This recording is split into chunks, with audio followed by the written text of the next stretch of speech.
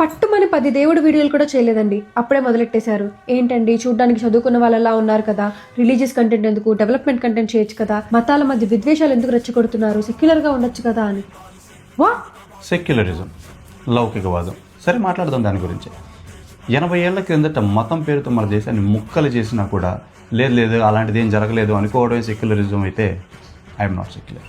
మతం పేరుతో 27 మంది హిందువులను పహల్గామ్లో నిర్దాక్షిణంగా కాల్చి చంపితే ఏమీ జరగలేదని కళ్ళు మూసుకొని ఉండడమే సెక్యులరిజం అయితే ఐఎమ్ నాట్ సెక్యులర్. ఏ ఒక్కరు పొద్దున్నే నిద్రలేచి ఎనఫ్రా చాలా రోజులు అయిపోయింది, అర్జెంట్కి వెళ్ళి మతం మారాలని మతం మారరండి. గవర్నమెంట్ స్కూల్స్ దగ్గర, గవర్నమెంట్ హాస్పిటల్స్ దగ్గర, కోర్టుల దగ్గర బలహీనుల్ని టార్గెట్ చేసి బలవంతంగా మభ్యపెట్టి మతం మారుస్తున్నారు. అయినా కళ్ళు మూసుకుని గుడ్డిగా ఉండి దాన్ని సెక్యులరిజం అనాలంటే ఐఎమ్ నాట్ సెక్యులర్. గణేష్ నిమజ్జనంలో రాళ్లతో కొట్టడం, శ్రీరాముడి శోభయాత్రలో దాడులు చేయడం ఇదే సెక్యులరిజం అయితే ఐఎమ్ నాట్ సెక్యులర్.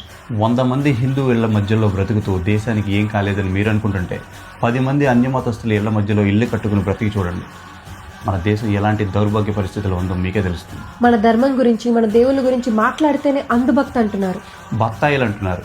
సరే, ఎందుకులే మన దేవుడి గురించి మాట్లాడుకోకుండా ఉంటే ఏ గొడవ ఉండదు కదా అని కొన్ని కోట్ల మంది అలానే సైలెంట్గా ఉండిపోతున్నారు.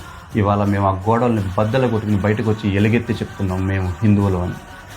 కాదు, సైలెంట్గా ఉంటేనే సెక్యులరిజం అనుకుంటే we are not secular. మేము అన్ని మతాలని గౌరవిస్తాం, కానీ వాళ్ళు మన ధర్మాన్ని గౌరవించినప్పుడు మాత్రమే.